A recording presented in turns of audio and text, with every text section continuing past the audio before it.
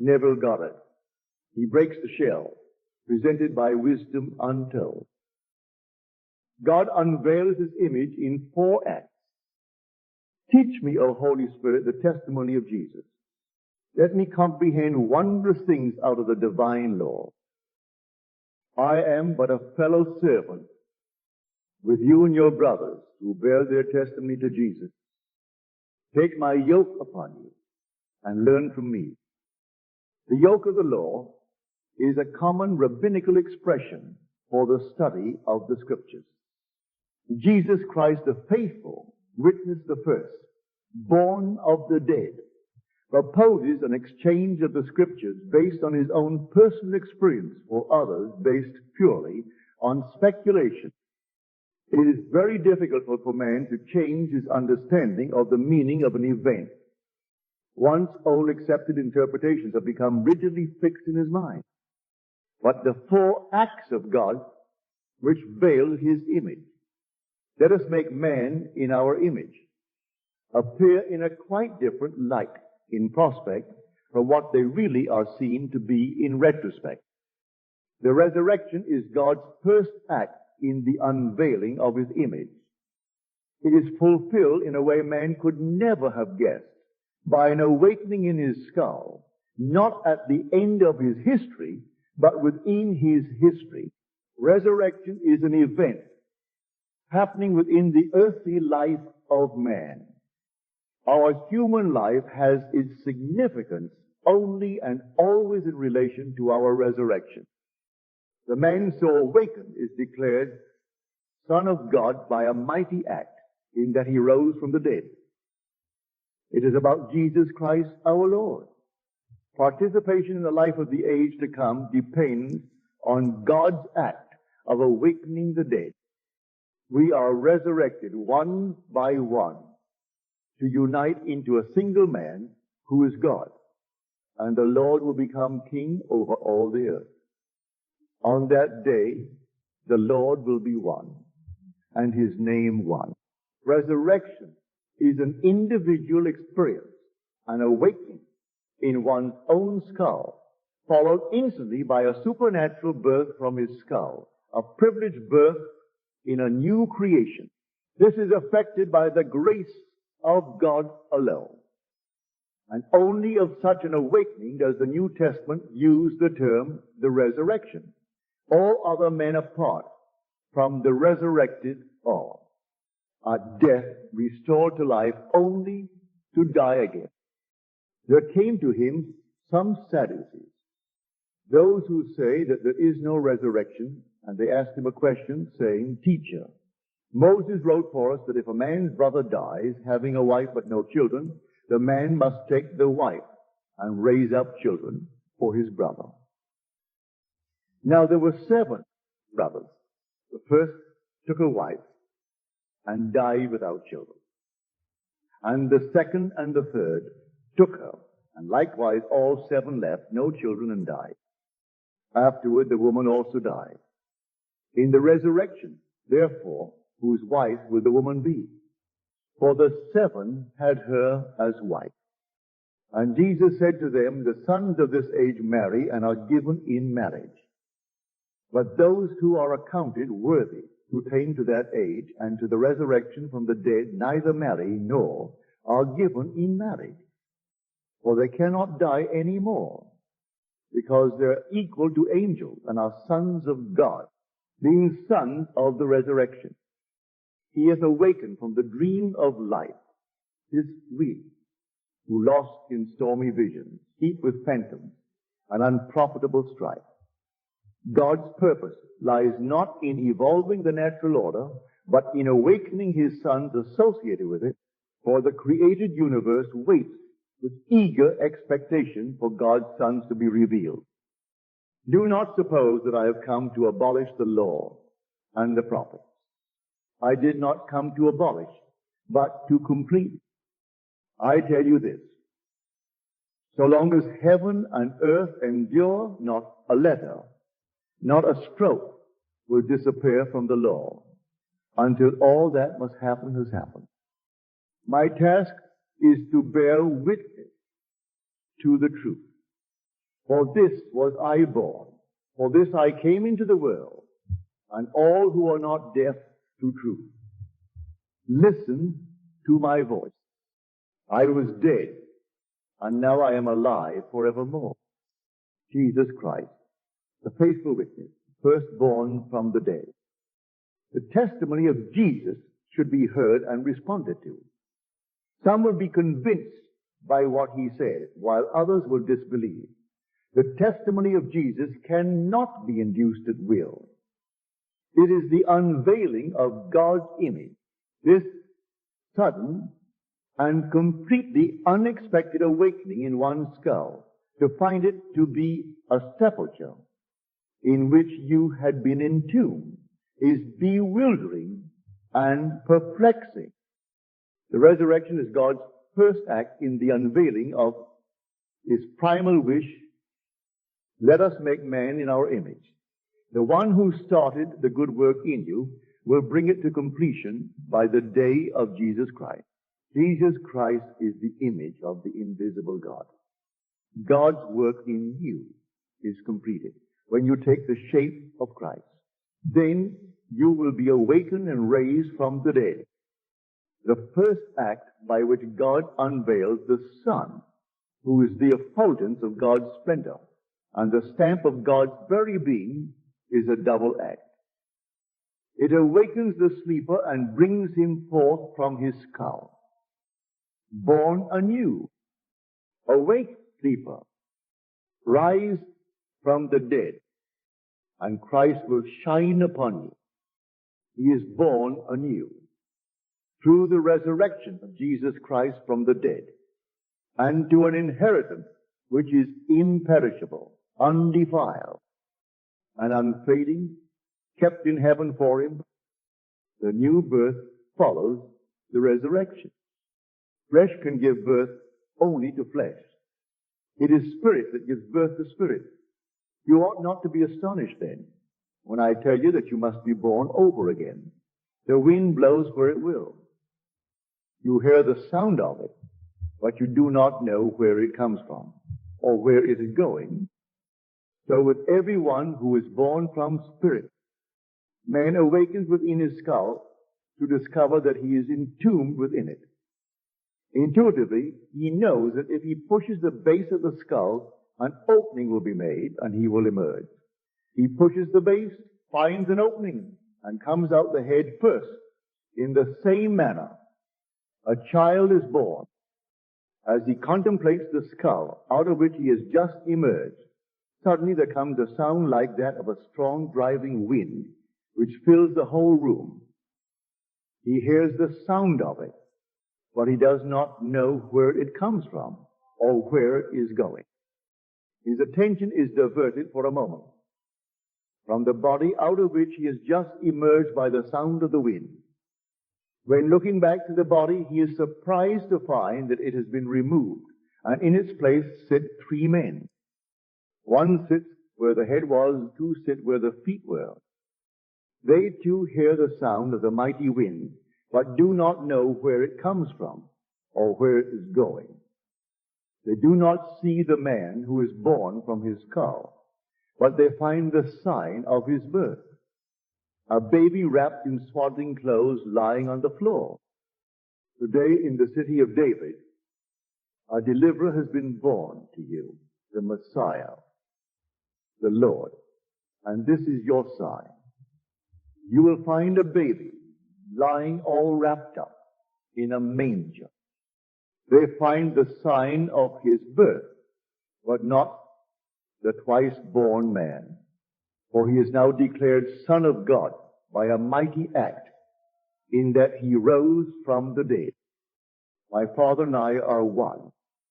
The second mighty unveils the mystery of the fatherhood and brotherhood of man.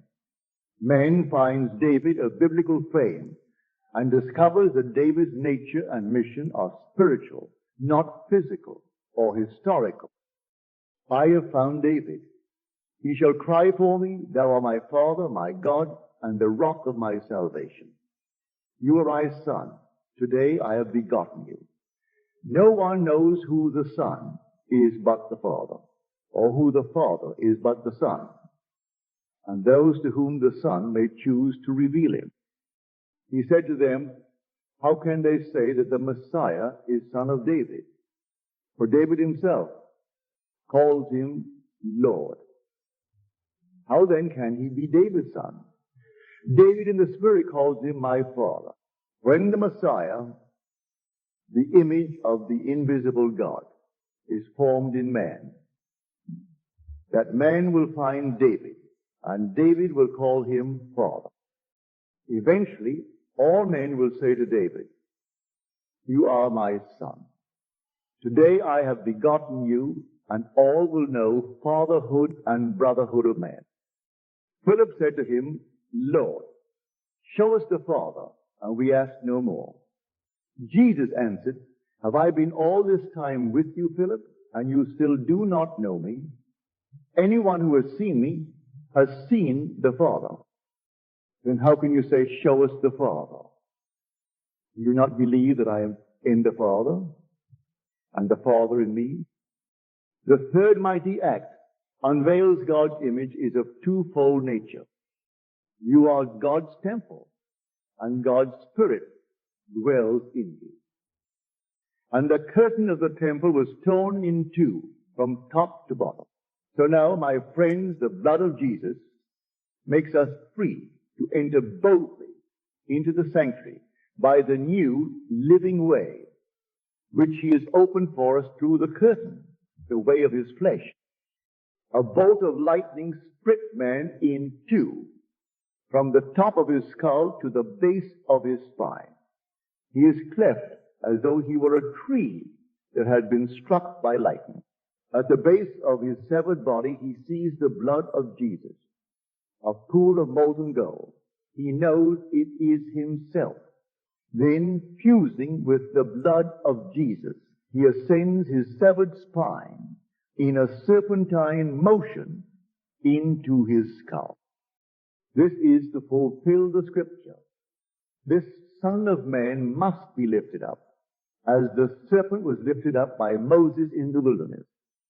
The fourth and final act is an expression of God's satisfaction with his work. And God saw everything that had made, and behold, it was very good.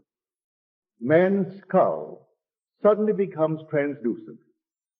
Hovering above him, as though floating, there is a dove with his eye focused lovingly on him. And behold, the heavens were opened to him, and he saw the Spirit of God descending like a dove, and alighting on him, and lo, a voice from heaven saying, this is my Son, my beloved, with whom I am well pleased. The dove descends upon him and smothers him with love, kissing his face, his head, his neck. These four mighty acts, though separated in time by approximately 3.5 years, are all part of a single complex that is conferred upon the risen Christ.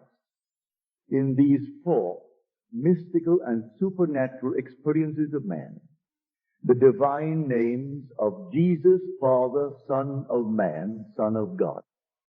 The resurrection is a unique personal experience.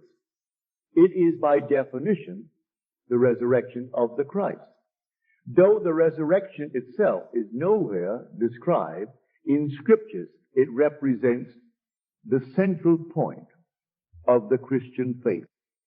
It marks the division between this age and that age in which even the law of death is broken, where one does not die anymore, where all are equal to angels, sons no longer of this world but of that world, of God and of the resurrection. It is a new creation. To become someone else is to extinguish oneself. In effect, to die. It is in this sense that God died for man. He was in the form of God, but emptied himself, taking the form of a slave, being born in the likeness of men. God became man that man may become God. I lay down my life to receive it back again. No one has robbed me of it. I'm laying it down of my own free will. I have the right to lay it down. And I have the right to receive it back again after the resurrection. Man reads back into the ancient scriptures, intimations and foreshadowings of the truth as he experienced it. In the roll of the book, it is written of me. Do you not realize that Jesus Christ is in you? Christ could not emerge from the man in whom he did not exist. They have taken the Lord out of the tomb, and we do not know where they have laid him, for as yet they did not know the scripture, that he must rise from the dead. One of the men at the tomb found the babe, the sign of the supernatural birth, but him they did not see, the man who was supernaturally born. He is risen. He is born anew, he said. But these words seemed to the others an idle tale, and they did not believe them. To be raised is to bear the image of the man of heaven. There is no loss of identity, but there is a radical discontinuity of form. He will change our lowly body to be like his glorious body.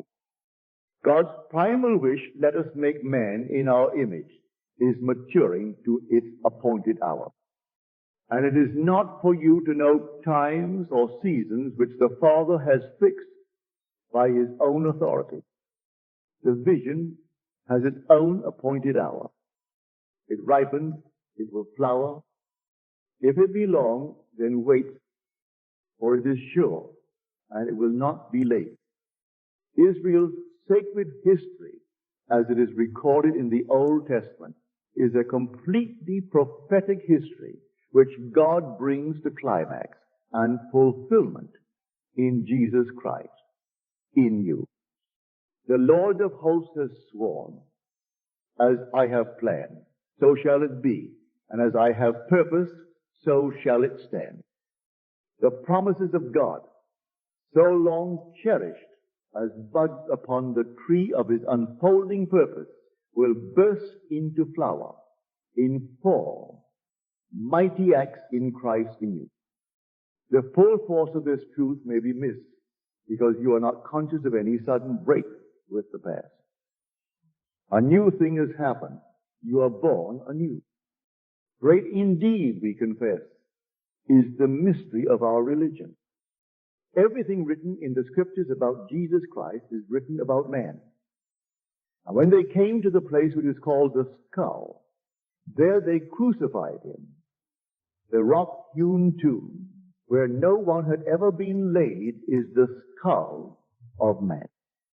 And if we have been united with him in a death like his, we shall certainly be united with him in a resurrection like his. I have related my own experience that you may know the truth concerning the Christian mystery. The message of salvation, as I myself have experienced it. The divine image is unveiled in this series of supernatural events which evoke the response of awe and wonder. Personal experience must seal the truth of Scripture. God is buried in the skull of man. His name is I Am. He will awaken in the skull of man. He will emerge from the skull of man and be born anew. God became man that man may become God. Jesus Christ is the true identity of every man. And now, go write it before them on a tablet and inscribe it in a book, that it may be, for the time to come, as a witness forever. The Bible quotations in the Breaks the Shell are from the King James, Revised Standard Version, the New English Bible, and Moffat.